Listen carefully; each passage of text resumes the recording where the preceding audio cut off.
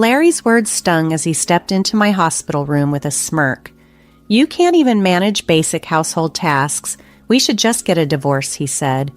Beside him stood a woman I didn't recognize. Hooked up to numerous medical devices, I watched them, silently noting how little Larry knew about my true financial worth. $10 million to be precise. His suggestion of divorce seemed almost laughable given the stakes involved for a housewife like me. Resolute in my decision, I realized I couldn't remain with someone who demeaned his spouse during such vulnerable times. Reaching into my bag, I retrieved the divorce papers I had been carrying, prepared for a moment like this. Handing them over with a defiant smile, I watched as Larry accepted them. "I'll be happier with her, so don't worry," Larry declared, draping his arm around the woman, whom he introduced as Brenda. Brenda gave me a condescending look and remarked, "Take care, ma'am, you're not a miss anymore."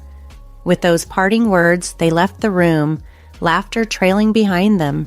Their joy seemed transient. Alone, I couldn't help but burst into laughter myself.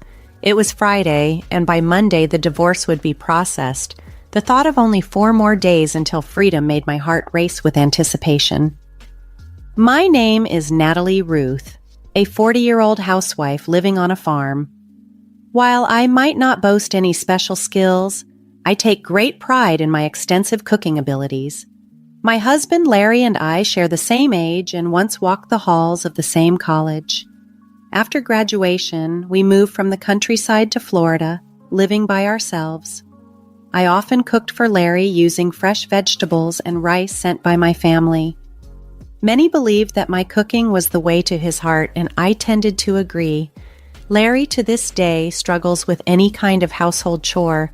Ever since our dating days, I've taken care of him, and nothing changed after our marriage.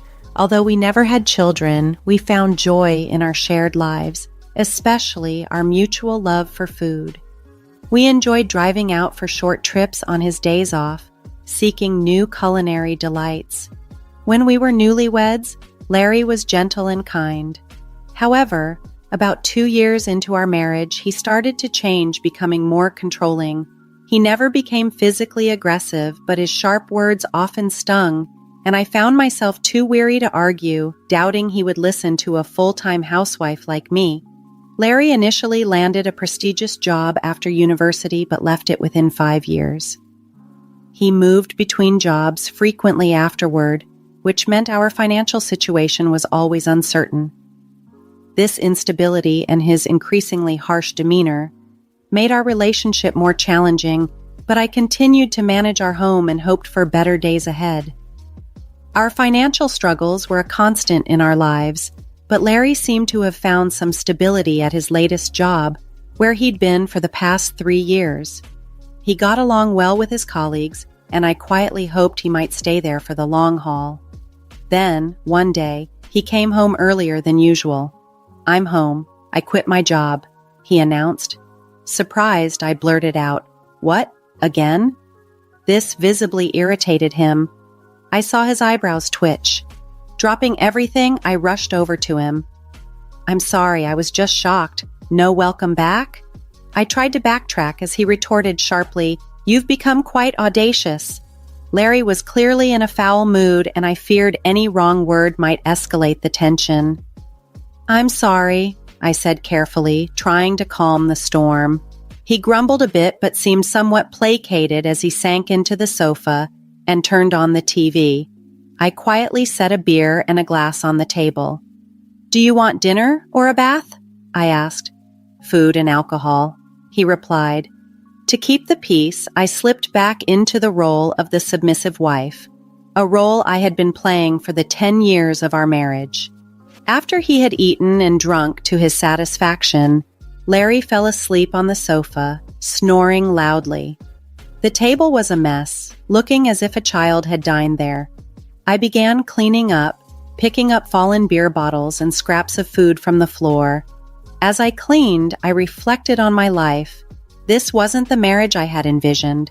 Memories of happier days as a young girl in love surfaced, revealing my buried feelings. I glanced at Larry, fast asleep with no sign of waking soon, and felt a mix of relief and dread. Was continuing this life worth it? Perhaps it was time to consider a divorce. The next day, while Larry started job hunting, I signed divorce papers at the city office. I wasn't ready to file them yet, but having them felt like a form of protection. I discreetly placed the signed papers at the bottom of my frequently used bag, worrying about his reaction if he ever found them. "Where did you wander off to while I was job hunting?" Larry asked when I returned. "I went to the stationery store to buy some resumes." "Look, I thought you might need them," I replied, handing him the resumes.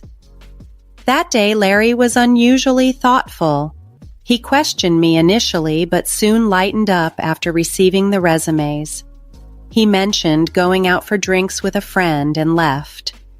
His new job was with a reputable company, offering a solid salary and better benefits than before. I held a secret hope that maybe this time Larry would stick with his job until retirement, especially since his new department seemed to be in sales. Larry started spending more evenings out, seeking entertainment, which left me with brief periods of solitude that I treasured. I used these moments to recharge, always managing a smile for Larry upon his return. One afternoon, a call from my mother broke the routine. It had been a while since we last spoke, and she was bubbling with excitement over some unexpected news. "We had our mountains and lands appraised, and they're worth $9 million, she explained. "We only need $5 million to enjoy our retirement, so you should consider what this means for you." My mother had always been skeptical of Larry, particularly as he grew more controlling, even preventing me from visiting my childhood home.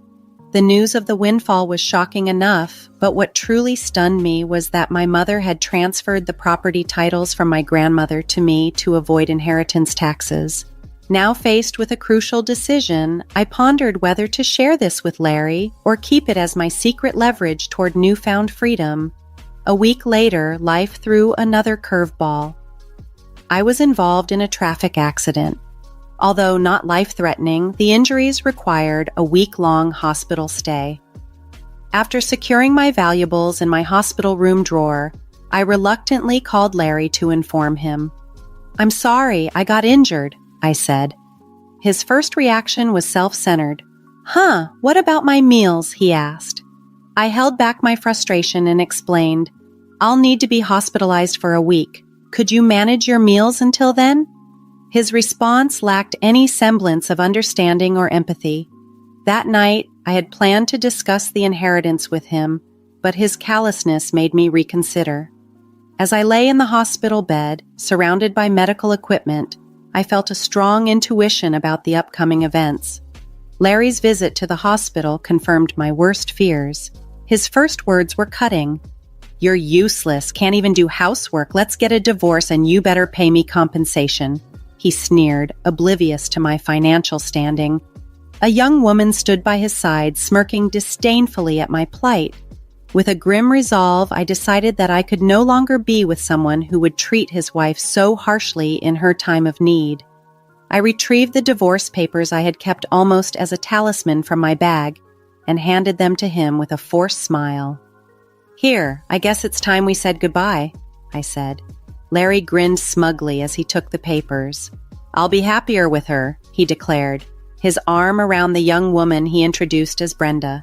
She leaned against him and mockingly said, "Take care, madam." "Oh, you're not a madam anymore. Take care, old lady." As they left the room laughing, I felt a bittersweet relief wash over me. Free from his disdain, I now faced the future with a significant inheritance and a life to rebuild on my terms. As I lay in my hospital bed that Friday, laughter bubbled up inside me. The divorce papers had been served, and by Monday, they would be processed. The weekend passed in a peaceful silence. Larry did not attempt to contact me, which was a welcome respite, yet oddly unsettling for someone accustomed to constant activity. Come Monday evening, however, my phone began to incessantly ring. After about half an hour of persistent calls, I finally decided to pick up. Larry's voice, loud and irate, greeted me immediately. His fury over the divorce papers not being processed as he expected only fueled my laughter, which seemed to infuriate him even more. "I've already filed a notice of non-acceptance," I informed him between chuckles, reminding him of his frequent threats of divorce during our trivial arguments. Larry was clearly agitated, quickly demanding that I withdraw the notice, but I was no longer the woman who jumped at his command. I calmly explained that nothing could be done until I was discharged from the hospital and that we'd need to sort this out at the municipal office. His selfishness was almost comical, and it didn't stop there. Larry blurted out his intentions to register his marriage with Brenda, the woman he had introduced as his new companion. He corrected himself in a panic when I mischievously asked if her name was Kaveen and if she was his mistress. "She's my new wife and technically your mistress since we're not divorced yet," he asserted. I responded to his absurdity with cool composure, frustrating him further.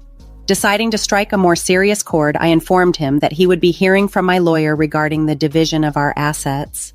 I emphasized how I had always managed our household and remained faithful, highlighting his role in our failing marriage. Larry seemed genuinely confused, as if my inability to perform housework from a hospital bed was a betrayal. I explained with patient clarity that my hospitalization did not equate to negligence on my part, and that his failure to support me in these times showed his true character. The conversation ended with Larry flustered and at a loss, a stark contrast to the confident man who had left the hospital room with a smirk just days before. As I recuperated in my hospital bed, the absurdity of Larry's expectations became more apparent. He seemed to think that even as an adult, I was responsible for his well-being, equating my inability to perform house chores due to hospitalization with neglect. His logic was so skewed that it would likely astonish even a judge.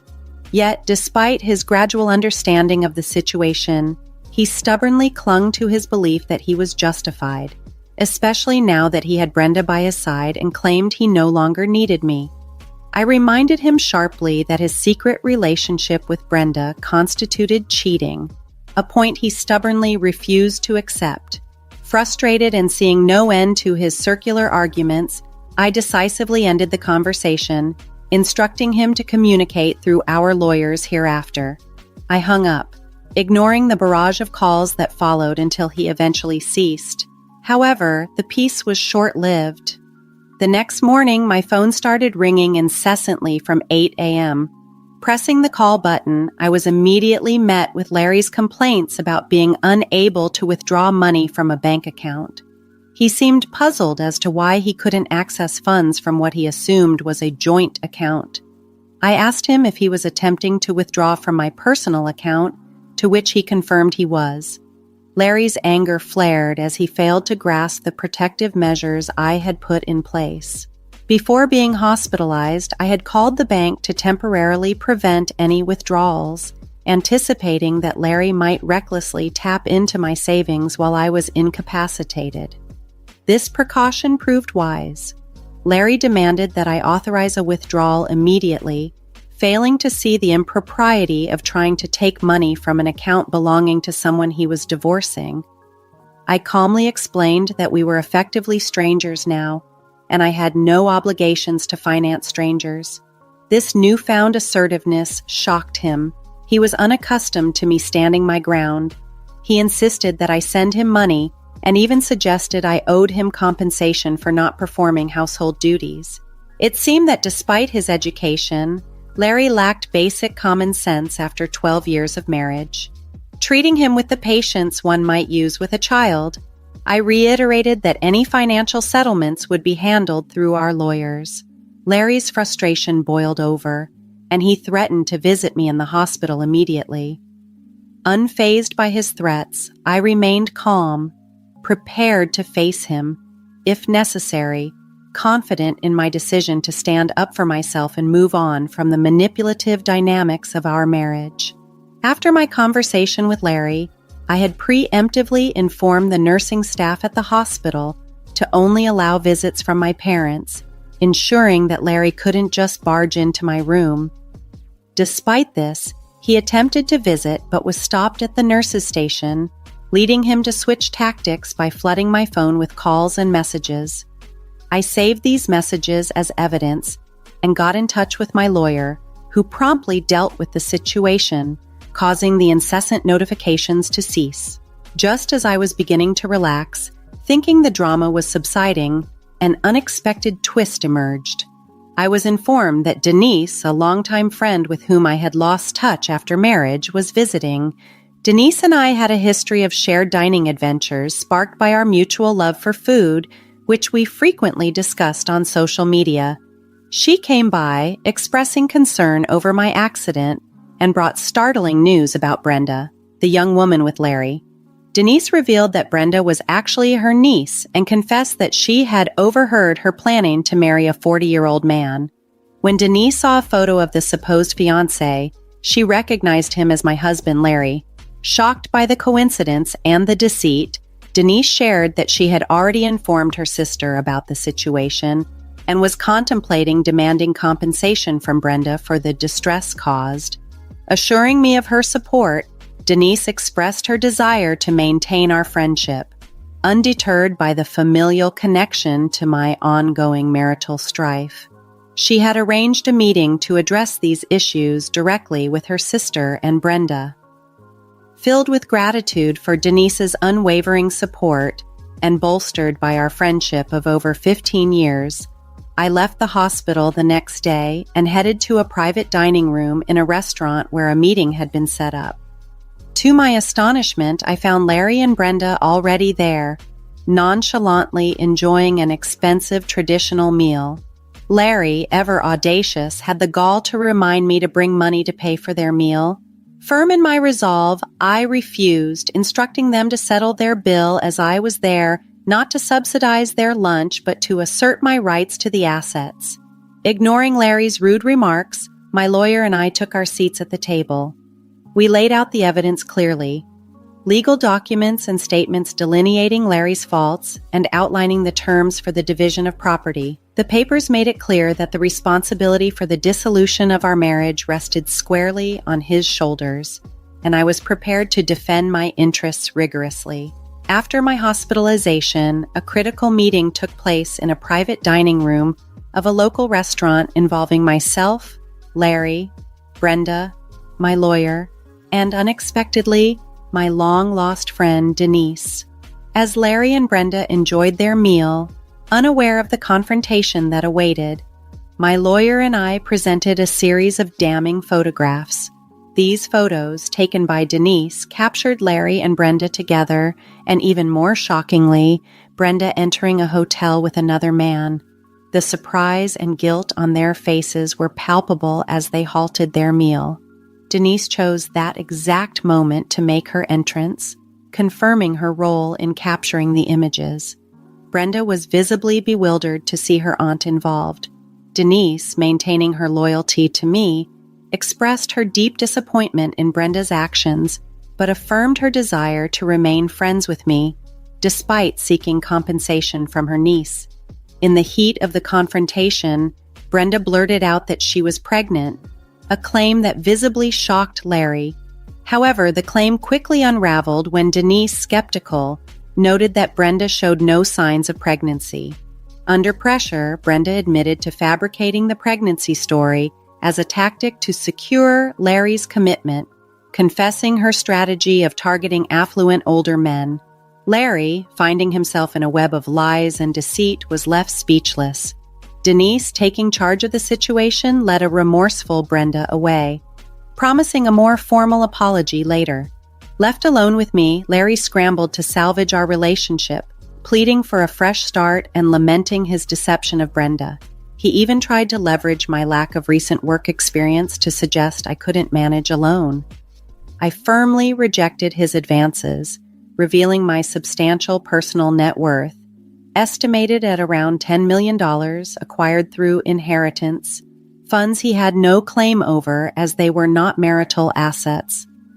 With my financial independence assured, I reiterated my intention to proceed with the divorce. The fallout from this revelation was swift. Brenda, under pressure from her family, transferred a sum of money into my account as a form of compensation, and her mother ensured she worked to make amends. Larry, now estranged from his own family and Brenda's, faced severe repercussions. He was dismissed from his job for his indiscretions and resorted to multiple construction jobs to manage his debts. With the divorce finalized, I redirected the funds I received to charity and relocated to the countryside to start anew. Meanwhile, Denise and I rekindled our friendship, making plans to remain single, live together, and indulge in our shared passion for food and travel. We look forward to beginning our new life, embarking on culinary tours, and taking short trips, celebrating our freedom and the enduring strength of our friendship. Excitement fills me as I prepare for a future where I can live joyfully and authentically, true to myself.